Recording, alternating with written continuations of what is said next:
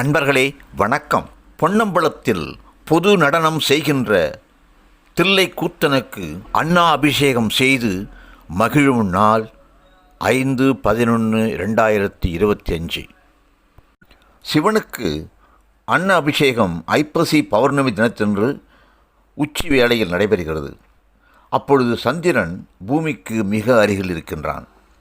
சந்திரன் சாபத்தால், தன் மாமனாரின் சாபத்தால் 16 கலைகளும் தேய்ந்து சிவபெருமானிடம் பாதுகாப்புக்காக வருகின்ற பொழுது அவருக்கு 3 கலைகள் தான் இருந்தது. அதை சிவன் தன் தலையில் சூடிக்கொண்டான், பாதுகாப்பு தந்தான்.